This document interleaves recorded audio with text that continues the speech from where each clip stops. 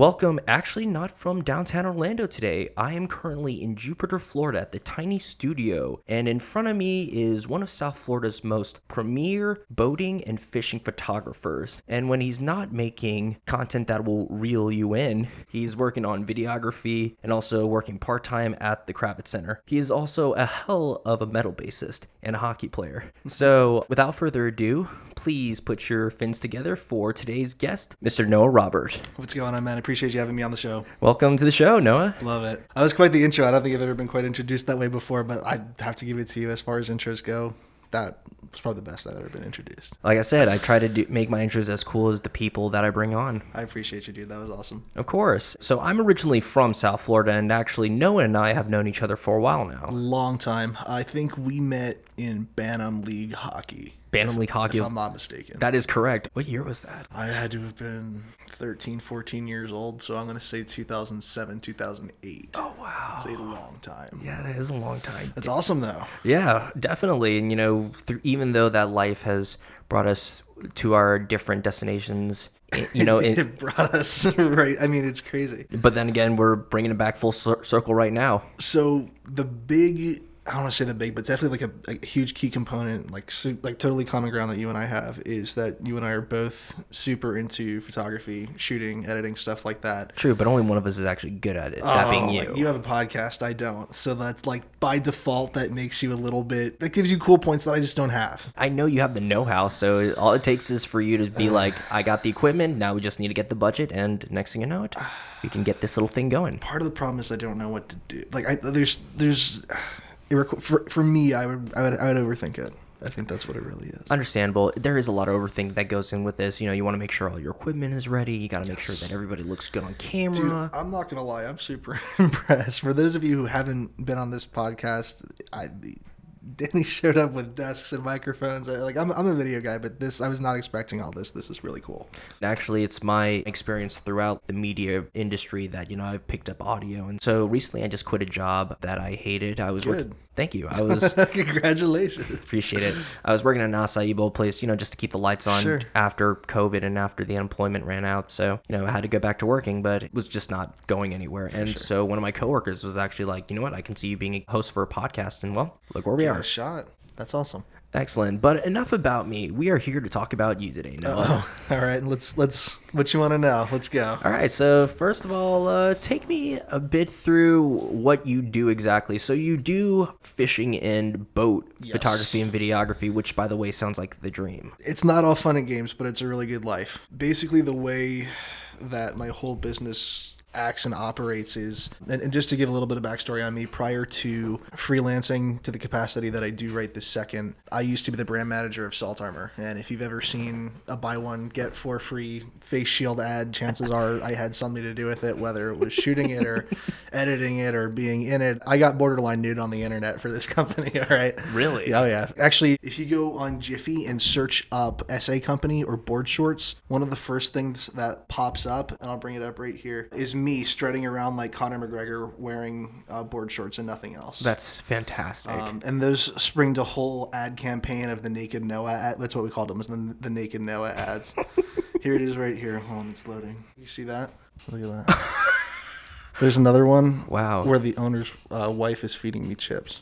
This is pre-keto. I was super fat. Wow. Super fat. I don't know if the camera will focus on. You see that right there. If anything, folks, we'll put it up on the screen. I'll send it to you. Oh, excellent. So for those of you who are just listening, Noah is literally just in all of his glory, board shorts, straw hat, and being fed chips by a decent looking woman from what I was able to see. That's case number 7 on Deal or No Deal. Okay, let's go. Exactly.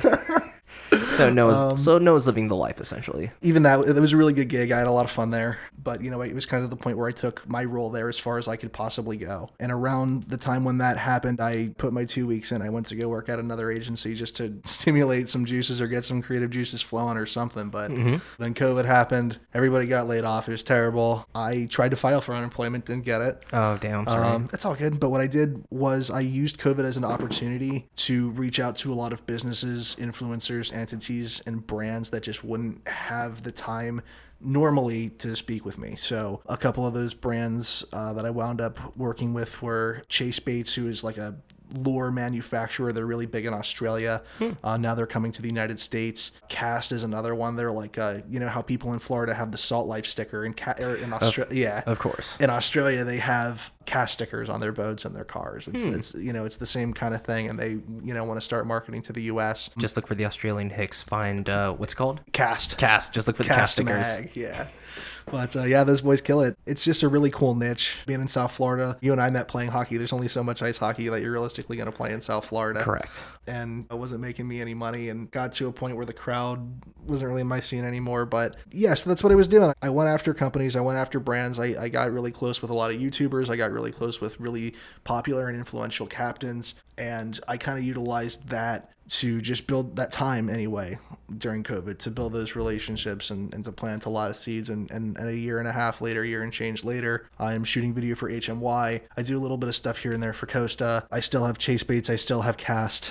And you're doing this full time, correct? Yeah. So I've actually been full time shooting and editing, like actually in the mass media field since I was 17 or 18. Oh, wow. So to go back even further, when I was 18 years old, I worked for a company called At Night. They're still probably around. They're in Miami. I just didn't, it was a nightmare of a company to work with, quite frankly. And I remember I just quit. I was just like, guys, I just don't want to do this anymore. And it was literally nightclub photography then. And I know all about you know all about that. So I quit. And then almost overnight, all these clubs were like, hey, dude, like we can't, like we need to get you back in here. Not a lot of people really know how to do this. You really do need specific equipment to go in and do nightclub photography. True. And so kind of overnight I had to start a brand. And I didn't realize it at the time, but I started a brand that was very niche specific. It was super specific to nightclubs.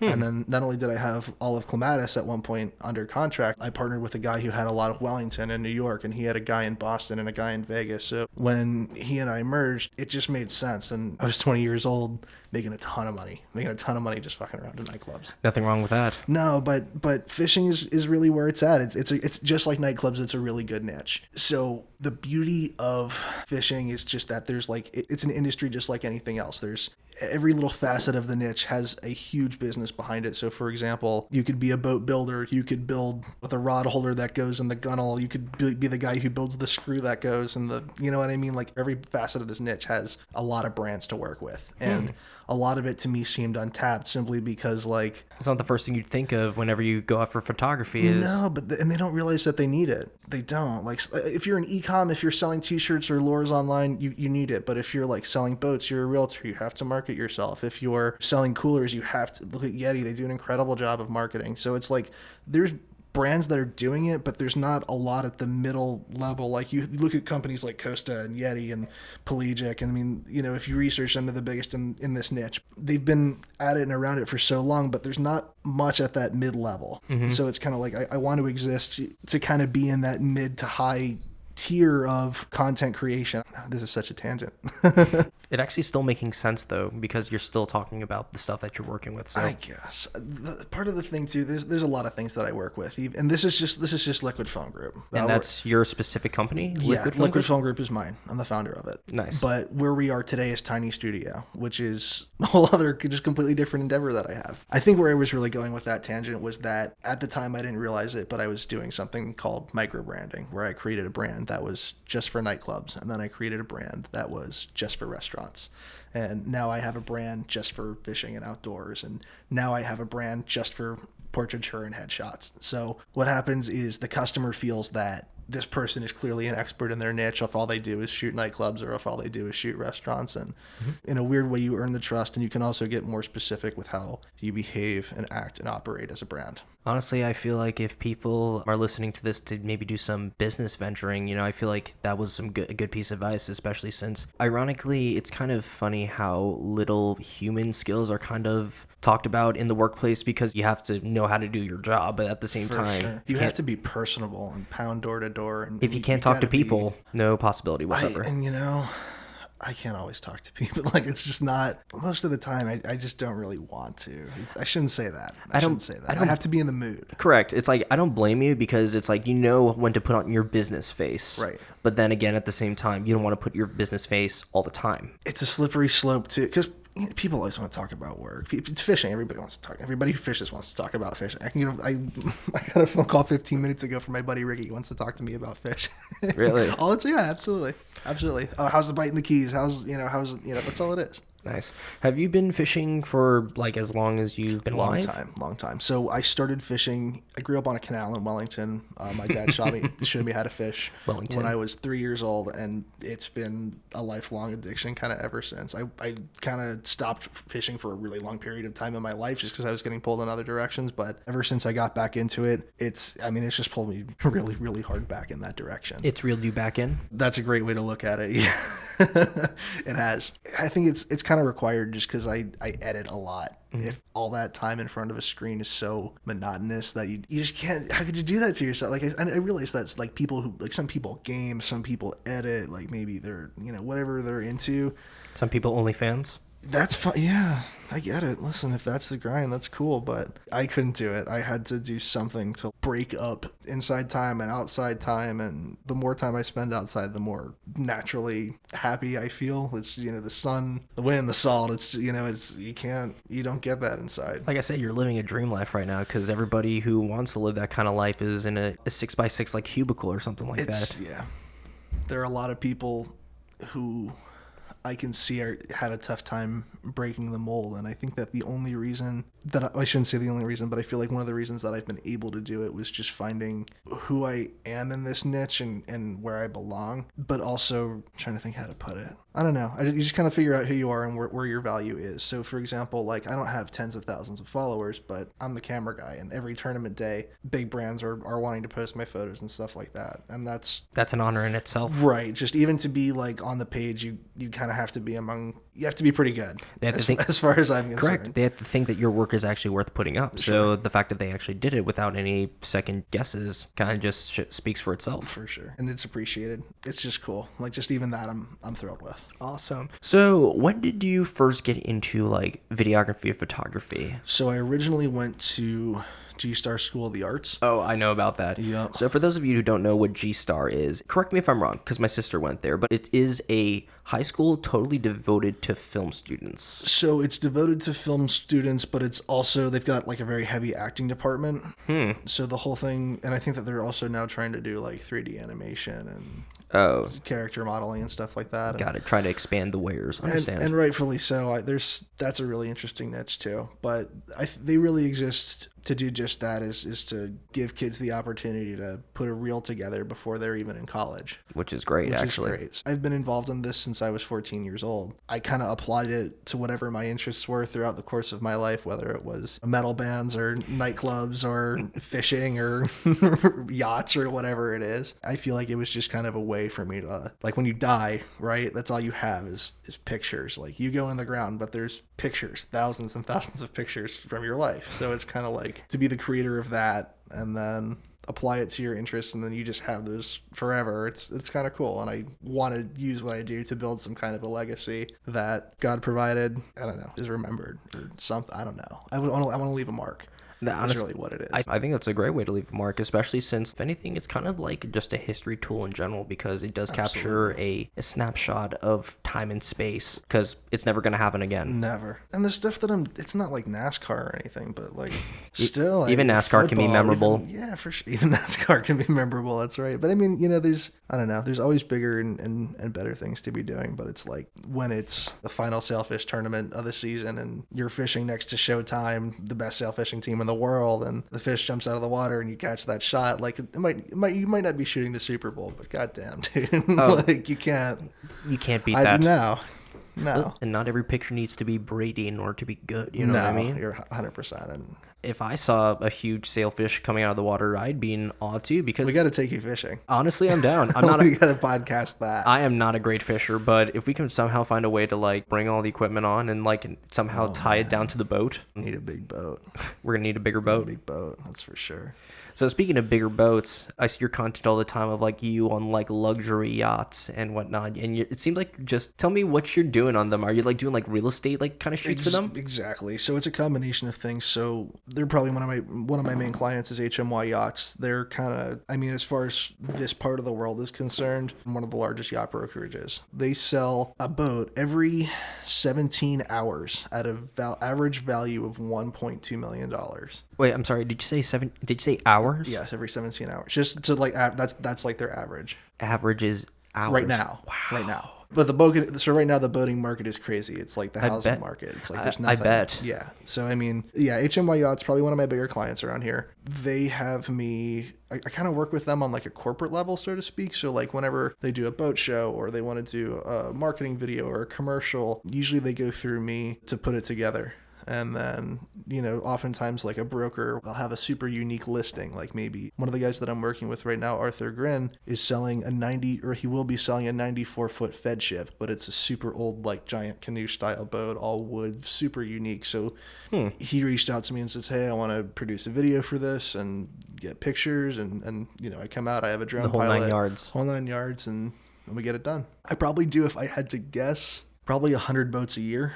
Really? If I had to guess, yeah. I've had instances where I've done 3 boats a day. At like different marinas, for example? Or? So, no, I have had instances where I've gone from marina to marina for 2, but usually if it's 3, like for example, they had me do all the 2021 Vikings. Mm-hmm. So in Riviera Beach, we have the Viking Service Center. So it's just literally one marina owned by the boat builder where they have every model they make from the 37 to the 46 and all the way up to the 92. And so what they do is they bring all the 2021s in or whatever the latest and greatest model is, and they have their own private event called the Viking VIP event. Ooh, sounds exclusive. Like, it's anybody can go, but you have to be in the crowd to know it's even happening. I bet. Like you're not going to wander on in there. Oh, of course. Yeah, I mean you can go there, you can tour all the boats. These boats, like a Viking, on the low end, you can get into a small Viking, I want to say for a little under $1 million. Just $1 million. No biggie. And on the high end, I mean, for a 92 Viking, you could be looking at between $11 to $13 million for the biggest boat they make. So they'll line them all up and they'll be like, this one, and this one are the 3 that we want shot. They have all the newest features. We have to get one of these videos out by tomorrow. So I'll shoot all 3. And I'll go back that night and I'll edit one, and within 24 hours, if that's what they require me to do, that I rush a video out. And usually almost every single time that they had me rush a video, they do it for the purpose of being the first to post it, because that's the video that's going to get all the searches and all the clicks. So every time that we've ever had a rush project, I mean, within 24 hours we did it. Wow, look at that. People just see commercials all the time, but it's really rare that you get to see it and be like, wow, I did that. You're 100% right. It's kind of like, I don't want to say it's instant gratification, because it's not, but within a reasonable period of time, it's like you're putting a 1,000-piece puzzle, you're like making one for yourself for later, is basically how I look at video production as a whole. Interesting. So never really saw it that way, to be quite honest, but that's why we bring on different people, because somehow they'll unlock a perspective you never even knew. For sure. So when you're not doing work for fishing and marina work or boat work, I see that you have partnered up with a really good friend and have created this, the place that we are shooting at right now. So right now we are at Tiny Studio, which is a photo studio in Abacoa, Jupiter, Florida. This whole studio is designed to accomplish 4 things. For starters, we have a program where we give back. We give to high schools, colleges, and otherwise underprivileged people, children, younger people who want to get into photography but don't have the funds to try everybody. I mean, a camera body costs you into the thousands of dollars, no problem. Without a doubt. So someone like that could come here, rent the equipment, put everything on automatic if they want, have the best photo shoot of their life, and it costs far less than any other possible studio rental situation. For example, behind me I have a certified colored monitor from Asus. Literally, this thing looks like it went to college. It's as true to color as you can actually buy. We have a photo studio. We have 3 studios right here where we could be simultaneously firing off one of our dozen different Godox lights with every possible modifier that you could ever want for. We really designed this place to leave nothing to be desired. We have rentals available for in-house. We have the Nikon Z7 Mark II, the Z6 Mark II, the full lens lineup for Nikon. We have Canon, RF, full lens lineup, as well as R5 and R6 available for in-house rentals. We have an XT3, a Fuji XT3 with a full lens lineup available for in-house rental. Every hot shoe connector, you could literally come in here with nothing. I mean, you could come in here with nothing and have an incredible photo shoot. I don't even know what else to say. So you said this place has 4 goals attached with it. So the first one was give to the community. Yeah, we want to give to the community. Which is a wonderful thing, by the way. Thank you. So, yeah, obviously, if you're an underprivileged kid and you want to build a portfolio or be a photographer, you come here. We give away the time and rental and whatever. Come to think of it, that could literally change someone's life. Absolutely. Because if they make a good enough portfolio, that could get them out of whatever crappy situation that they're in. Could you imagine being like 18 years old and like you have this sick reel and, you know, this incredible portfolio, and you could sell to companies like, hey, send me your shirts and a check and I'll get this done. You know what I mean? Like, you can really, you can change your life. Whatever I did for fishing, you can do in anything in here. The giving back is huge. Another goal is to just be a studio space to rent. So a photographer like you, if you were like, I have to shoot these products, but I don't have a light box, or I don't have a gray wall or a white wall or a black wall, or I don't have every single Godox and every single modifier. What am I going to do? I mean, for next to nothing, you can come here and you can rent, and you could really not know how to use any of it or be a complete expert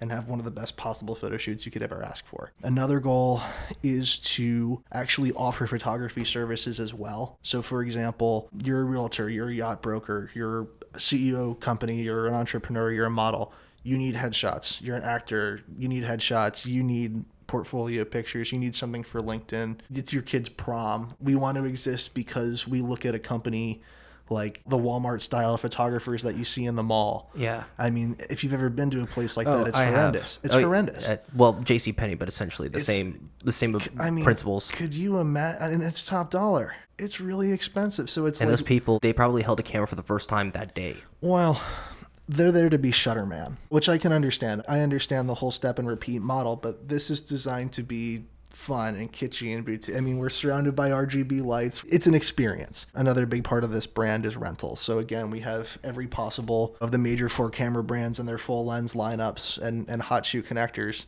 so that you can come in here, use our equipment, rent it out. Your accountant must hate you with all the write-offs you'll be having. Oh, you don't even talk to me about my B&H card. Mine's bad. My partner Ray's is worse. I can't even go down that road. Wait, you even have a B&H card? Yeah, you want to see it? I actually don't have it with me. It's all right, but still, dang. B&H has really stepped up its pricing game now, has it? By allowing you to have a credit card as well.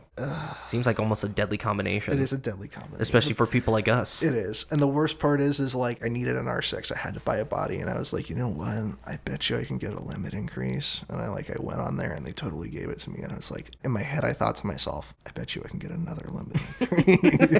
That's right. At least you're not asking for $6,000 to go to the Bellagio at Vegas and then just drop it. It's an investment. That's true. So the other really important facet of Tiny is that we also do, I don't want to say out of house rentals, but we do have a Red. So that's been like a Red camera? Yeah, it's not physically here right this second, but we do have a Red. We have a Red Epic X. For those of you who don't know what a Red camera is, no, it is not a camera that's colored red. It is perhaps, I would say, like at least the most top tier camera you can get right now. So as far as super high grade cinema cameras, it's either a Red or it's an Ari, one of the two. It's like the Ferrari and the Lamborghini. Those are the top two right there. Exactly. But yeah, the Red is super nice. It's a Red Epic X. That's the body that they actually used. Not the exact one, but it's the body and the brain that they used to shoot Percy Jackson and the Lightning Thief. Are you serious? And well, that Pirates is cool. of the Caribbean and stuff like that. While that is cool, especially about the Pirates of the Caribbean, oh, yeah. Percy Jackson was a horrible movie. I didn't even know what it was until I started researching this camera body. Really? Yeah.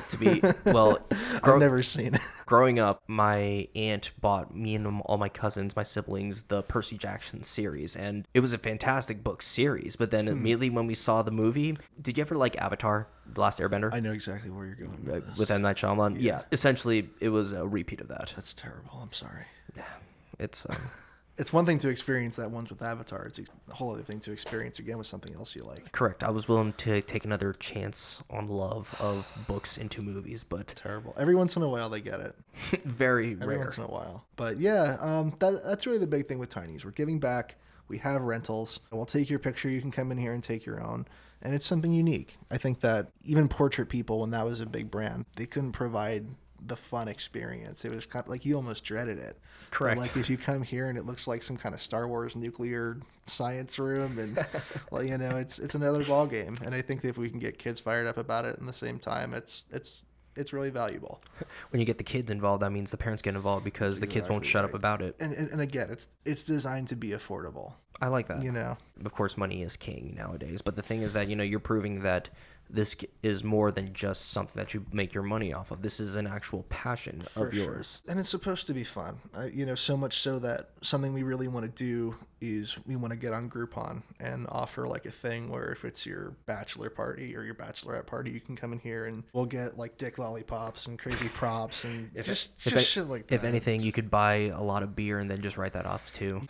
It sucks. We have to get the beer out of here actually. So we haven't officially launched yet. We're still working out all the kinks. Like we're like, you can come in and you can rent. We're functional, but like we're soft launched. So like, for example, okay. Like, so right behind me, we're getting ready to build a psych wall, like full on, like actual wall that curves. And then what we're also going to do is we're going to have drop paper.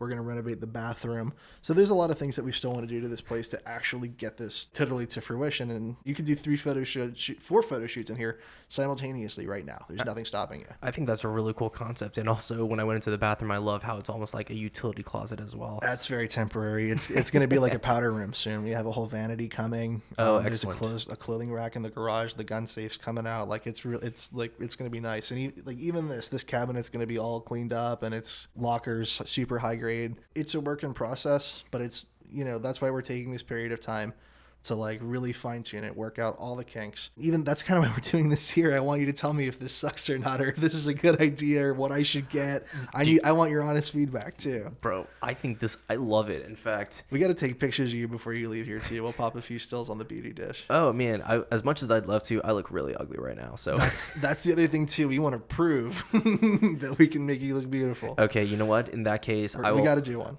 We got to. Okay, just name a price and just we're doing it. Okay, excellent. It's gonna be the thumbnail. You heard it here, folks. Hopefully I look pretty or ugly, depending on the tiny studio. I think they will be able to make me look pretty, which is actually very difficult to do. No, we're gonna nail it. Dude, you know what's crazy too is I wanted to talk about this. So behind me on this computer, this is like a full-on editing suite too, by the way. We have a tether monitor there. You can tether to this as well. Oh, really? You can literally pop a hard drive in. It's secured to the side of the furniture. You can pop an SD card, USB, a whole whatever you want. Like that's literally a Raspberry Pi computer. And then behind me is a Mac Mini. Oh wow. The Mac Mini is hooked up to the color match monitor that's certified and everything. But on the Mac Mini installed, we have Luminar AI. We have Body Sculptor. I mean, Photoshop, all of it. You can make fat people skinny. You can make black people white. I gave myself purple eyes last week. Oh, really? Oh, 100%. Yeah. I mean, you can. Did you look pretty? I do wish that was like a genetic predisposition for me to have purple eyes. I don't think it is for most people, but that would be pretty sick. That would be pretty sick, honestly. It's just like, bro, you have purple eyes. It's like, where do you even write that in like the thing? It's like, where are you from? I'd put that on my resume. Do you know that? Like, I would 100% put on my like list of accomplishments. Like purple eyes. I achieved so much that I achieved that even before I was born. Get on my level. That'd be so cool. But yeah, we've got it all. What was that? Oh, did my nan light die? Yeah, I think it did. Yeah, it's all right. You still look handsome. Thank you. Awesome. But yeah, dude, that's if there's anything that we could add, if there's anything we could take away, we want to hear it. We're in the troubleshooting phase. Excellent. And we'll provide a link in the description below that will provide a feedback form so that they can take your much heated words into account. And if you book, use my promo code NOAHFIDDY. That's NOAH. I swear to God. NOAHFIDDY. I swear to God. NOAHFIDDY. All caps. I'm sorry, that's just too funny. Honestly, because you kind of have to know, but you're not going to guess that. True, exactly. When I was playing hockey, Noah was one of the funniest people that I knew. So I'm so glad to see that has not changed whatsoever. Funny will never die. The funny will never die. This whole tiny studio concept is amazing. Thank you. And that's actually a really very light way of putting it, because I can't physically think of like better words for it, but just the whole concept and the fact that you're making it much more affordable and accessible, especially to people who might not exactly have the funds to do so.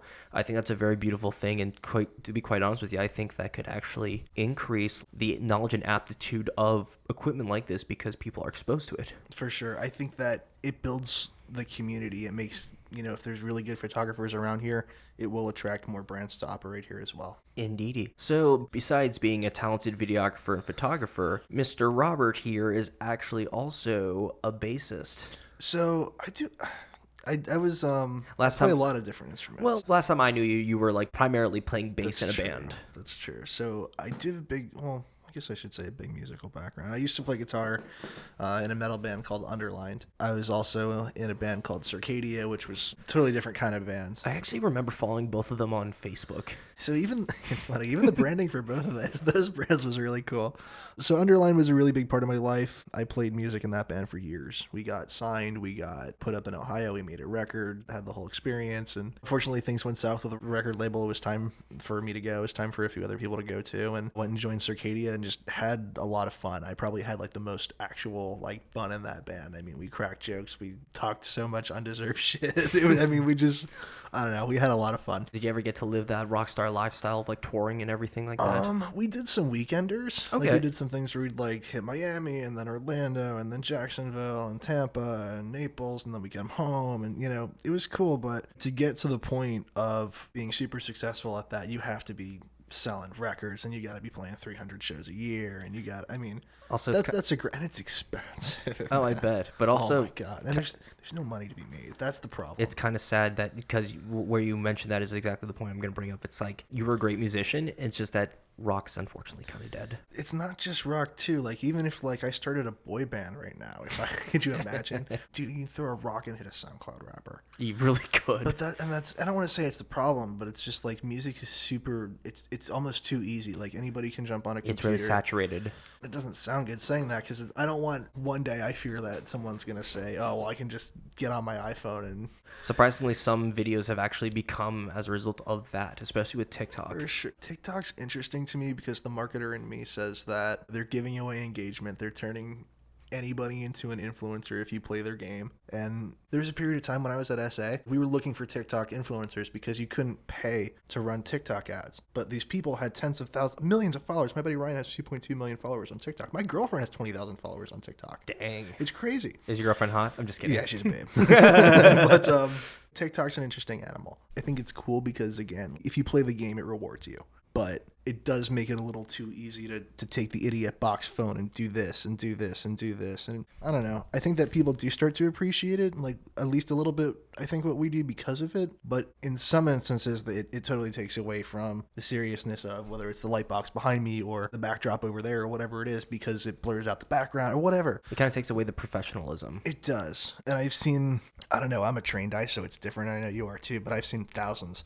and thousands and thousands of side-by-sides. And I've just never seen anything that's just that good to where I'm like, oh, I'll just use the iPhone. Like not once. I think they're going to go far. I mean, the new iPhone has ProRes. That's neat, but it's like... I mean, if you give an idiot ProRes who doesn't know it, then it's kind of pointless. Well, to me, it's impressive from a file it's like a file formatting standpoint to me. Fair Because enough. like I record ProRes on my Blackmagic or record ProRes on my, you know what I mean? Like it's crazy. People with iPhones don't need this high tech of gear. They don't, because it'd be one thing if it was a massive sensor or if they came out with a camera or something like that. But because the sensor, I mean, it can't be bigger than that. Even if it was a 1-inch sensor, what are you going to do with that? You can't color it. That's the issue.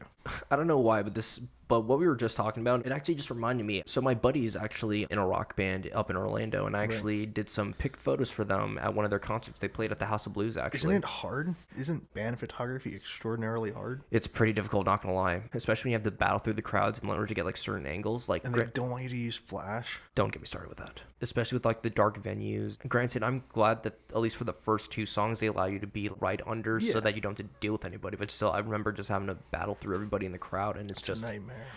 They understand what you're doing, but at the same time, they're trying to enjoy the show. They paid to be there. That's right. Well, whereas we're paid to be there. Big difference. So for a long period of time, I was like the house photographer at Revolution. Like when I Really? was like, when I was like 16 or 17, I think is when I got my first camera. And so me being the advantageous entrepreneur that I was at such a young age, I called Revolution and, just kind of told them I just wanted to take pictures. I just gave them, a short spiel, gave me, photo passes, and I said house photographer on them and stuff like that. It was good practice, but being 17 years old and running my my $2,500,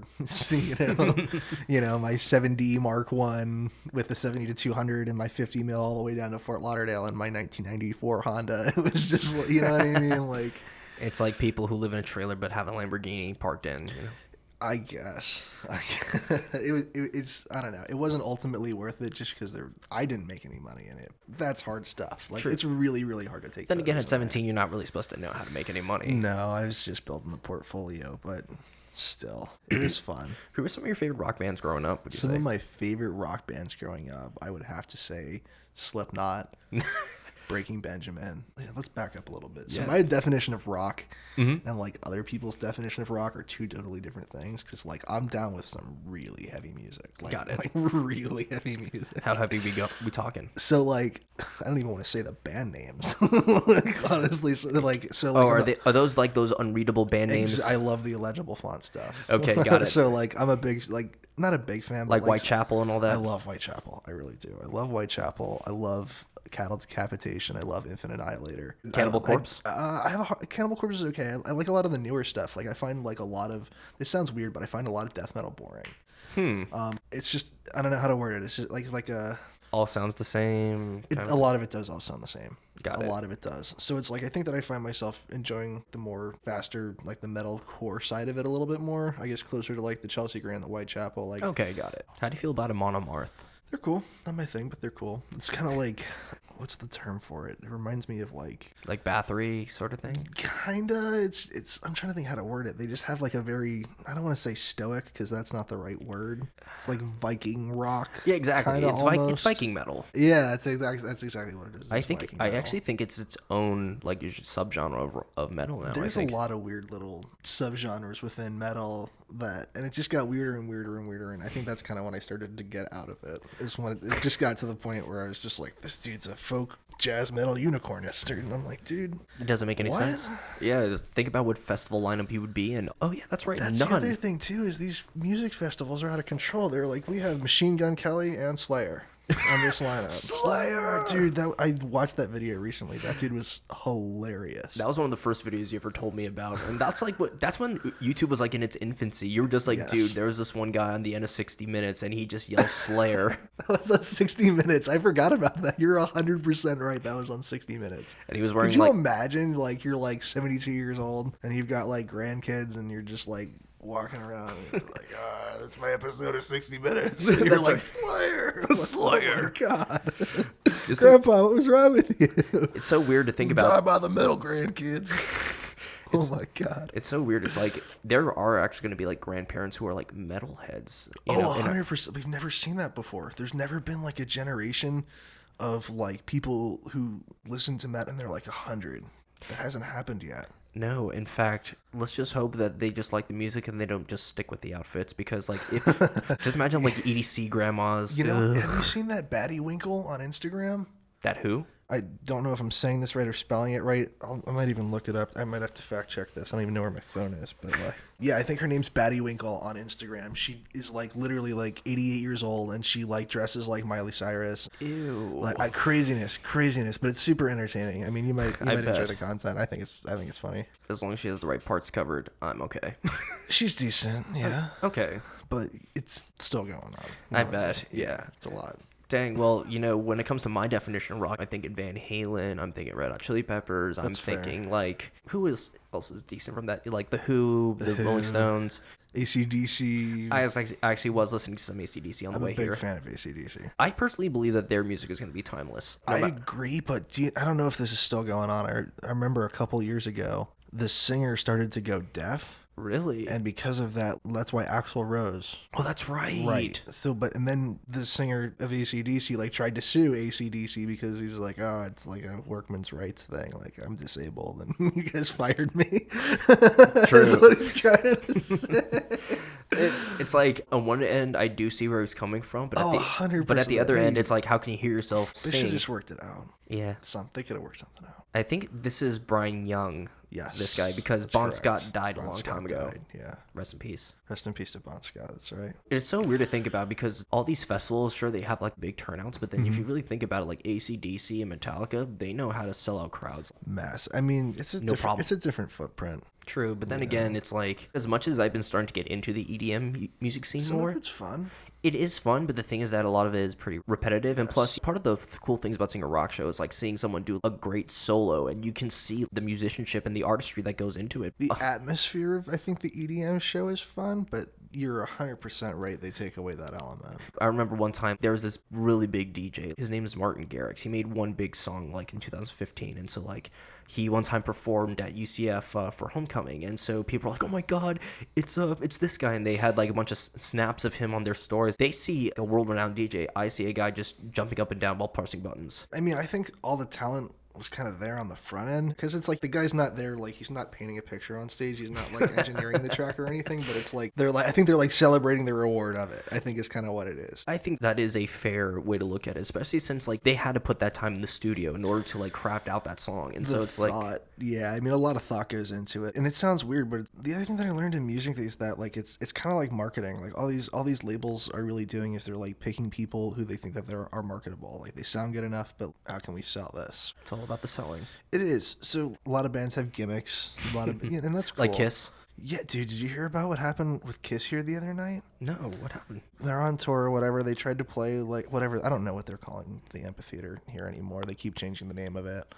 Where the Panthers play? No, the fairgrounds. Okay, got it. And I'm trying to think the series of events. Like the opening act shit like played or something, like the first one, something like that. Mm-hmm. And then just like Kiss just didn't feel like it. And like there's just all these people like sitting on the lawn and like in the seats, and they're just like, all right, I guess we'll go home now. And like everybody was pissed. That was the whole story.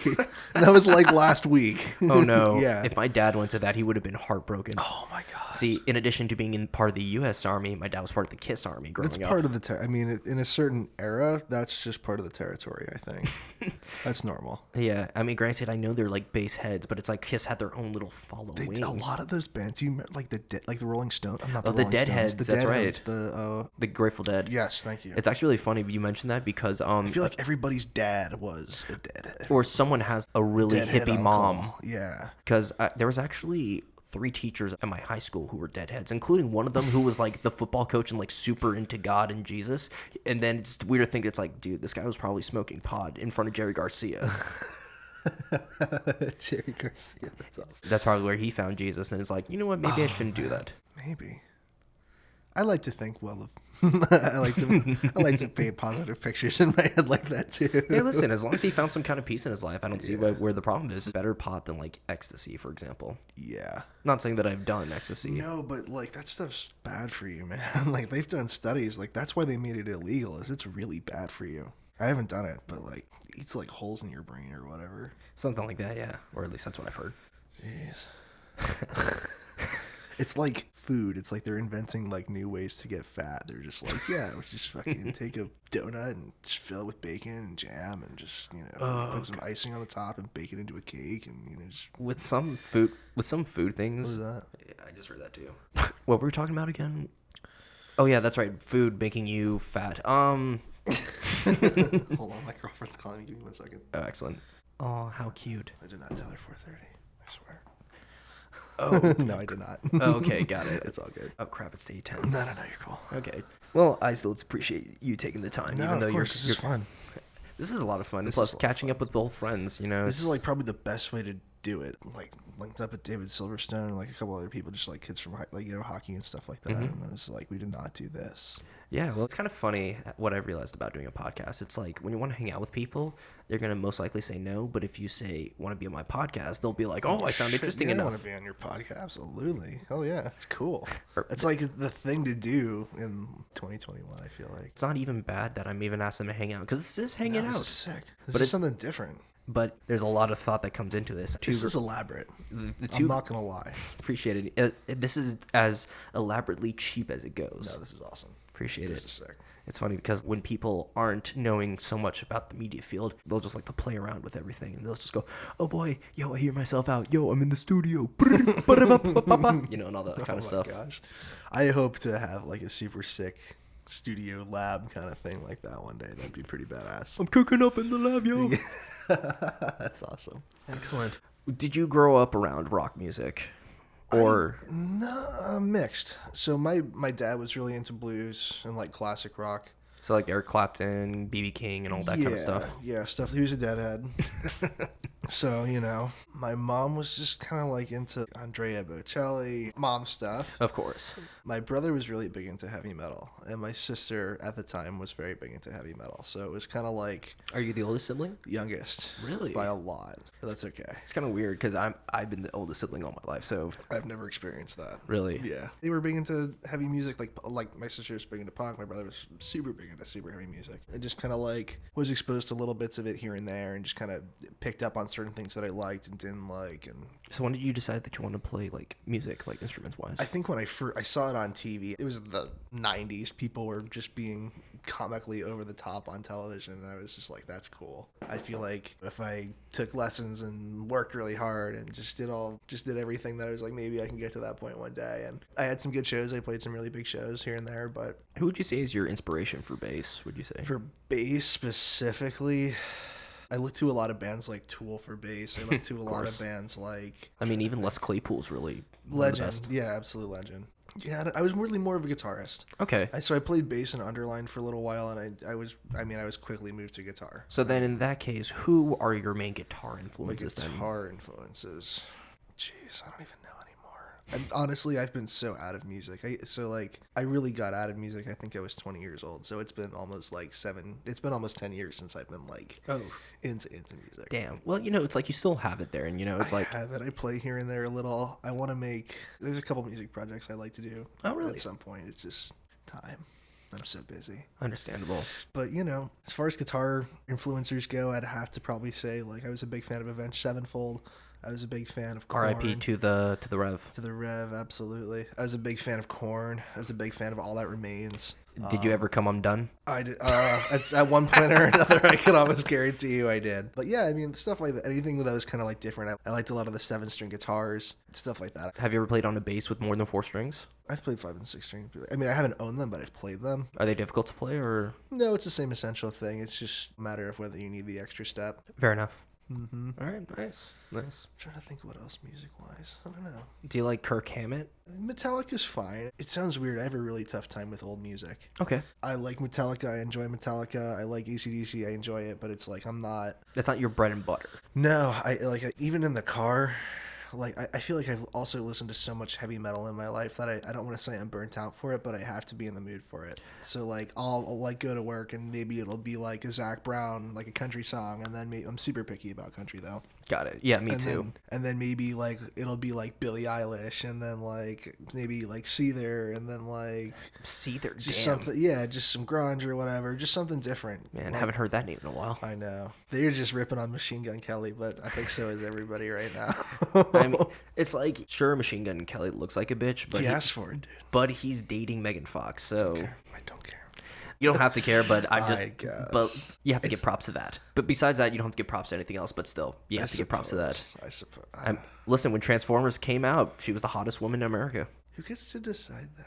That's a great. Is that is that a magazine thing, or is there an association? You know what? Is there Here, let me change that. I just want to know. The news said she was the hottest person at the time. So actually, now that you mentioned that, it actually does bring up a good point. Love is in the eye of the beholder kind of thing. So it's kind of I feel like it's a little advantageous of the human species to determine who Miss Universe is. You know what I mean? It really is, but then again, it's kind of weird to think that there are those parameters, and it's ruined so many people's self-esteem. Well said. Including mine. Including mine. You are right. Hey, listen, we're studly photographers, and we're just doing our best, making our way through the world, man. I gotta hit the gym back up again. I do too. I did keto for a long time, super strict keto for almost 2 years. How's that going for you? This is as good as it gets. I plateaued hard. So now I have to start working out. Seriously, I've looked exactly like this ever since for the last year and a half. Really?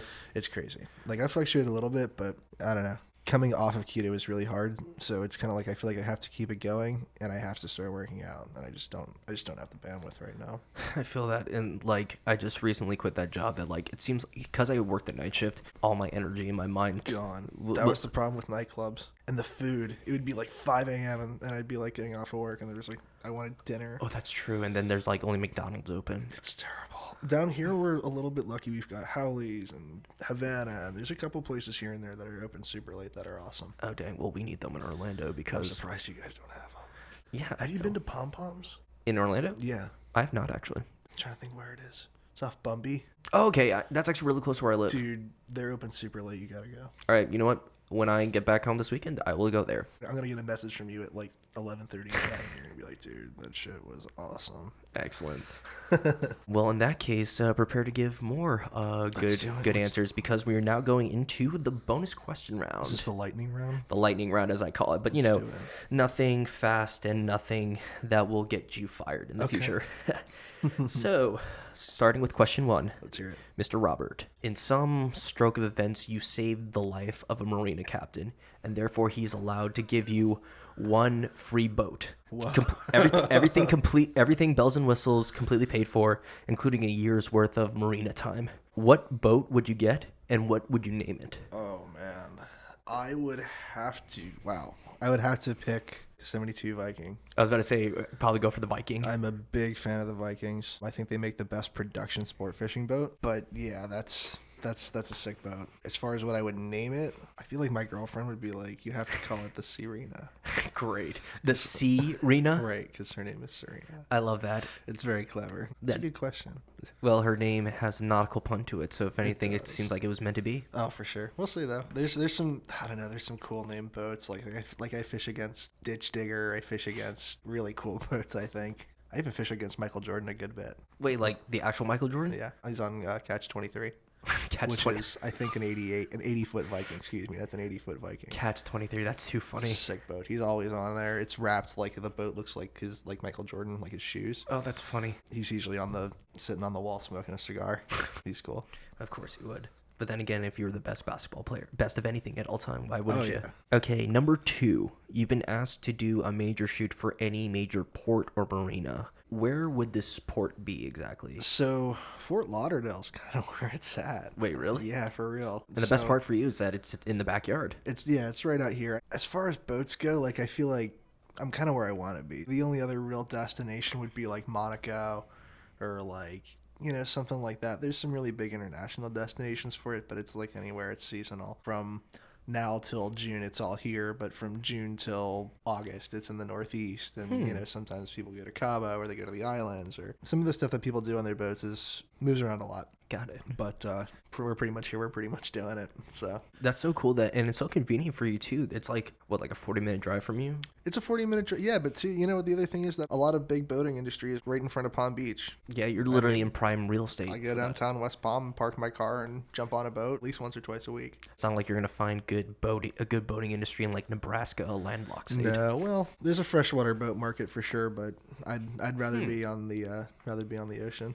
The part that actually pays. Ooh, I don't know, man. There's some money to be made in freshwater. Really? So freshwater is actually a bigger demographic. So that makes sense. Yeah. So for every guy who's out there putting kites out trying to catch sailfish or whatever, there's like 100 people who are bass fishing, and there's 200 people who are trout fishing.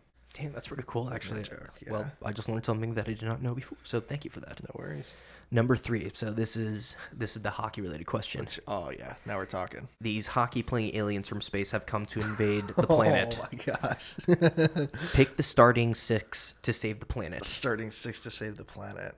Wow. Wow. I'm floored right now. I was not ready for that. That's the best part about my questions. They're supposed to do that to you. I can't even. I would have to say Marc-Andre Fleury for a goalie. Smart move. Defender. If I had to pick 2 defenders, I would say like Jay Bouwmeester. He was an all-star for a good long period of time. He was one of the best Panthers. And I'm trying to remember if Pavel Datsyuk was a remember if he's a forward. Is he a forward? He's a total forward. He's a center, I think. I thought he was a right wing. Or actually, he might be right wing, but he was definitely offense. I'm trying to think of another was Wade Redden. I think fair. A defender for Ontario for a long time. Mm-hmm. Oh, he played until I think like from like 91 or 1990 to like 2014. Yeah, This dude was nuts. I actually do remember that name being read. If I had to pick, I'm a big Ovechkin fan, so I'd have to put Ovechkin on top 6. Who knows? He might be able to beat Gretzky's. Maybe. I don't know. Ovechkin's had a long career too. True, but still, He's still going. He's not slowing down. Dude's killing it. I think since he's seen that he's close enough to potentially beat the goal, I don't think he's gonna stop until he actually does it. I hope he does. Honestly, Me too. That would be really cool to see in my lifetime. The best of something. So you got Wade Redden, you have Fleury, you have Bouwmeester, and Datsuk, and Ovechkin. Who's your center?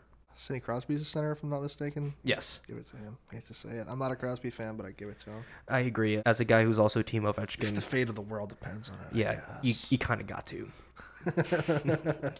Honestly, really stacked up lineup. I love it. Hell yeah. And it's like a little bit of a classic grit too. A little bit. Because I feel like there's an era of hockey where it's like the goalies came out to the blue line. I hope the aliens aren't like... Exactly. They don't aim for the 5-hole too much. Because remember, it was so bad. It was only recently that goalies started to do butterfly style. Remember, they were just standing They're there. stand-up goalies. That's right. It's crazy. And the worst part was none of them were funny. They were stand up, but not funny. No. That's good. Oh my god. Question number 4. If you could catch anything in the ocean, real or myth, what would it be? Ooh. Real or myth? Real, I would love to catch a really big bluefin tuna. I've caught marlin, I've caught sailfish, I've caught yellowfins. I haven't caught a big bluefin tuna. Really? Are they in Florida waters or are they like other Every places? once in a while, in the keys, like in the springtime, people see them. You can't come prepared for them. I don't think you're really supposed to target them in Florida. It's kind of like illegal or something. Like you can't target them. But Okay, if you catch gotcha. them and they die, it is what it is. You can keep it. Fair enough. But like the other thing too is when they're in Florida, the water's so hot, their meat's it's not as good if even if you're lucky enough to actually land one. Which is, I had a buddy who hooked one and he spooled him, like literally took his entire spool. Really? in minutes. Wow. It's 3. I mean, and that was a small one. That was a 300-pound fish. Just a small one. That's a small one. So like I think the record's like 1,400 pounds for big bluefin tuna. And you can go up to Nova Scotia and you can catch them. You know, sometimes you get lucky, you catch a grander, but yeah. So I would probably say real fish. I would love to catch a big bluefin tuna. I've had marlin to the boat in 10 minutes. Really? I caught a big yellowfin tuna, and that was like an hour and a half long dog fight. It was terrible. Kind of reminds me of like that show River Monsters where he's like fish on and then is like battling for hours. Yeah, dude. That's a cool show. But myth, I want to catch a megalodon. Okay. Because I feel like that proves the Earth's not flat. Okay, fair enough. You know what I mean? All right, I respect it. Because There's a whole theory, like the flat earthers. You know what I mean? Have you seen this whole thing? I have not seen that specific one. So people think the Earth's flat, and they think that there's a whole conspiracy about it. Well, I know about that part, but where does I don't know, but I feel like if I catch one, then the flat earthers will just have to be like, all right, it's round. Okay, because if something's really flat, then something that's really ancient can't be living in it, I guess. Yeah, right? I don't know. Well, I don't true. know how it ties into it, but So I want to catch one. So the thing is that it was real, but since the fact that it does not exist anymore, I will count it as a myth thing. That's fair. So, in the words of Family Feud, good answer. But Number 5, you're allowed to go bowling with 3 of your favorite musical artists. Who do you go with? it's an odd recreational activity. I like that.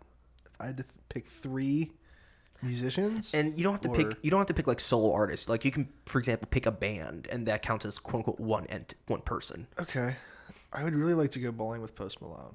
Really? I would love that. Honestly, that would be like probably like top 10 coolest experiences of my whole life if I could do that. If I could go bowling with Post Malone, that'd be sick. Plus, if anything, like at least all the beers are on him. Number 2 would have to be Dwayne "The Rock" Johnson. How many of these do I have to come up with? Just one more. Okay. Those are 2 very clear choices, I think. Solid choices. Man. Black Eyed Peas. I'd go bowling with the Black Eyed Peas. Really? Sure, why not? It's something. Like the original Black Eyed Peas, right? Yeah. Because they kind of recently changed. Yeah, I'm done with the original lineup of the Black Eyed Peas. Got it. See, the thing is that it's like, I always thought Fergie looked really weird. She does look really weird. That's kind of why I want to go bowling with the Black. Because I feel like it'd be weird if I was just like, "Hey Fergie, let's go bowling." But if the whole Black Eyed Peas are there, it's like a lot less weird. Exactly. You got Will.i.am. You have the There's whole a buffer. crew. Yeah, exactly. You can at least laugh with those guys, and at least The Rock would make you feel like at home. Well, Oh wait, they're all there at the same time. Yeah. Oh, I'd be overwhelmed. I couldn't do that. Black Eyed Peas, I'd be like, The "You Rock, guys." and Post Malone. I'd be like, please, guys, one at a time. Yeah, yo, I thought you guys knew how to handle your alcohol. What's this? Oh my gosh. And are we partying too? Is that? Oh, of course. Oh my god. I mean, it's like you're bowling, but then afterwards you go party. I've never bowled like that. Best bowling experience ever. So since you came up with all three, number 6. This is a basic one, but there's some cool answers that come out of this. Bring it on. What is your dream vacation, and what is your itinerary? Dream vacation is Costa Rica, and I am fishing. Just I'm fishing? going marlin fishing. Yeah, I'm going marlin fishing. I want to go check out a volcano. I want to look at some coffee fields, and then I go some fishing. Go fishing some more. Even though that's all really simplistic, that sounds like a fantastic time. Yeah, that place is incredible. I've never been. I probably should. Another, if not there, I'd probably say the Seychelles Islands, which is Where is that? like just Madagascar. Okay, got but it. like between Madagascar and us, like in like that whole part of the world, it's crazy. It's out there. Got it. Just nothing but pure ocean. Yeah. Number 7. What is one of your favorite life lessons that you've learned? Don't ever do anything nice for anyone in business. It's if you could do something nice, do it as a friend. If you're gonna do something nice for someone, just do something nice for someone. But like as like a business decision, it's unwise. I don't know how else to word it. I think that what I learned a lot this year was to operate in the gray area, so to speak, where it's you're not the black, you're not in the white, but just to operate with more of a buffer, I think, is really what I want to say. I like that, especially since you won't be taken advantage of. No, and nor should anybody be. I appreciate that. I actually appreciate that Sure. a lot. Dog. Number 8. What was your favorite shoot that you ever did? My favorite shoot that I ever did. Here, let's make it more specific, just in Okay. case you've done things in like music and something. But what's your favorite boating or fishing shoot that you've done? Boating or fishing shoot that I've ever done this past year, I think was probably one of my better videos. I did 5 days in the Bahamas at Harbor Island for a Princess Yacht event. This sounds mean, but there was a press outlet there that showed up with a lot of equipment, and I saw what they had created, and I stacked it up against what my drone pilot and I created, and I was like, damn, we did really well. We did really, really well. So I was really proud of that. I feel like the client got a really good deal. I feel like nailed the project. My pilot and I felt great. I made a lot of really good connections, and I had a great time. So for me, and it was my shoot, you know what I mean? I wasn't working for somebody else. It wasn't at a company or at an ad agency. I was in charge, and it went really, really well, and I was happy about it. Dang, getting paid to play in the Bahamas. Nothing wrong with that. Yeah, no, I mean, the money was good, but even more so than the money, the experience was awesome, and the final product was just killer. I mean, it was just killer. I need to take a look at it like sometime this weekend. It's on my Instagram, Liquid Film Group. All right, I will definitely do that. Appreciate it. Of course. And 2 more questions, and then we'll be scot-free. Let's do it. So number 9. This is kind of like number 7, but what's one piece of media advice that you wish you would have learned earlier? So a piece of media advice that I would learn is it's not about the body. We're talking about cameras, right? Yeah. Okay, I thought you were talking It's about not about like how that's now she looks. No, it's not about the body you buy. It's about the lenses that you have. So maybe media as a whole, it's not really good advice. But I'm a camera guy at heart. That's kind of where I was going with this. Yeah. I mean, that's probably the whole side of this that I'm most passionate about is the actual camera. And you know, I'm really learning that a lot of it is about the lenses. And I feel like for example, I'm a Canon freak. Like RF lenses are here to stay. But you know, you see that now. Red has RF lens support, and that alone kind of tells me that it's like, all right, they're here to stay. So that's where I need to sink my resources right now. And by the time I have all the lenses, then I'll have enough money for the body that I really, really want. That's going to do like, you know, the Canon has the R1 coming down the funnel and some really, really impressive camera bodies. And I want to be fully ready for it. And I also want to, you know, start shooting underwater. So craziness. So it's like, if I just need to figure out, you know, how most wisely to spend money to actually get what I want. Got it. And when it comes to shooting underwater, do you have like one of those cages that covers the camera? Or right now, I'm doing it on an Osmo Action. Okay. With a dome over the front. It looks like an underwater housing. But the images that I actually get off of it are really impressive. But I mean, when you compare it to like an R5 or an R6 or, you know, a Komodo underwater, you can't even compare it. So it's doing fine for now, but for what I want to do, but I have to be prepared for it. I have to do it at the right time. And of course. it has to make sense. Makes total sense. Yeah. Excellent. I've actually looked into like buying like a camera body because we live in Florida, so It's a nightmare shooting underwater. Really? Because it's not just the housing. You also have to buy a dome port, like to connect the lens to the camera and dry. And then you also have to have the actual dome cover. I mean, you don't have to, but you kind of want it. And then the housing that I'm looking into getting into is an Icolite, so I can add TTL strobes, 2 of them to each side of it. Oh, to give it some extra light and stuff like that. Like literally, like studio lights, like I have in here, but underwater. That's perfect. That's really what I want to do. Because it gets pretty murky down there sometimes. Well, I'm not gonna you don't want to shoot underwater unless you have really good visibility. Fair. But it's like, yeah, you do lose a ton of light. Like even a foot under the surface, you lose a ton of light and color changes. I saw a video where this guy he had like every color. He had like orange, blue, every color on like tubing. And he took a camera and he dove 100 feet down.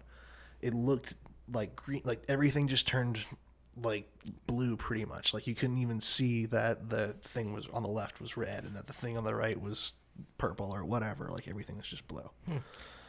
So... Dang. Well, learning about new stuff every day. Mm-hmm. See, this is why we bring on people like Noah so that we can all do that. In case you ever want to shoot underwater or you have a crazy Jeopardy question. Jeopardy question. I love it. The final answer. Final round. Final round. Speaking of final, this is the final question. Let's hear it. Number 10. What is one of your most recent accomplishments? One of my most recent accomplishments would probably be being in Marlin Magazine. Really? You're now published. So, well, it's not so much that I guess that's a one way to look at it. Yeah, I guess. We have someone who's legit, folks. If you go to Bass Pro Shop or wherever you can pick up a copy of Marlin Magazine or In the Bite, I think I'm also in there from October, November, December to January for the next few months, I think. So basically what it is, I took pictures of a boat called Showtime. And they are arguably the best sail fishing team in the world. I have actually there's one right up there. It's a Sigma 150 to 600. So I fish on a tournament team called Blue Tails. I see everything with that lens. I can shoot a boat a mile away and totally be able to get the picture. So this past year I took a picture of Showtime, where the owner of the boat is fighting the fish, and then the number one angler in the pit, JC, he was being leader man, and he's reaching over the bow of the boat, and there's this sailfish just going ape shit, and I'm like 7 football fields away getting pictures of it. I got a lot of content like that, and that boat that they fish on is a custom boat. Custom boats are a huge thing in the sport fishing world. So like what do they look for in terms of customization, like fast everything? So that it's a sport fishing boat, but it's full walk around. It sleeps 3. There's a shower, there's a little kitchenette. So I think there's a little kitchenette, but it's kind of like that boat was just built to be a fishing machine. Like it has all the benefits of being of being like a big sport fishing boat. It's 46 feet. It's very wide. It's like the bow's very flared, and it's still, it also has the benefits of being a full walk around center console. So you can back down or chase down a fish. And when you're fishing for $1 million, to be able to have that many custom features is really important. Like a Viking is a production boat. You'll never have a Viking that's a walk around. Stuff like that. Like a Hatteras, it's not a thing. So people build custom boats. And so, for example, like I took a picture of this boat and the boat builder wanted to purchase rights to publish it in Marlin Magazine. And I sold them the photos, and it should be there for the next 3 months in all those publications. That's so awesome. And I'm going to try, I'm going to try to do it again this season. I'd love to get more pictures of them so we can get them in Marlin Magazine for the following season and so on. Great for you, man. Thank you. Appreciate it. Proud of you. Thank you. No, honestly, this has been such a fun time. And if you can believe this, we're already at the end of the podcast. Dude, it was fun. I had a great time. This was super, super cool to see how this whole thing operates, and thrilled to be here. And as someone who also knows production and media, I'm glad that you could appreciate how much work goes into this. Dude, 100%. This is not a one-person job. It's really not. But dude, you figured it out, and this is really cool. We're doing our best. So, I love it. No, besides just being an old friend and wanting to catch up, the main reason why I brought you today on the show is because I see your work and I just see how much hustle you put into it. And let me just say, as someone who also does like freelancing and freelance media and stuff like that, honestly, I look up to people like you because you show like the kind of drive and this kind of aptitude that's needed for this industry. And then you're also such a well-rounded individual that, I'm pretty sure any boating company would love to work with you. I appreciate you, dude. For real. Thank you so much. Of course. I think I 100% agree. A lot of people do not see what goes on. I posted the other day on Instagram where I did my whole day in parts. I posted part 1. It was 5 in the morning.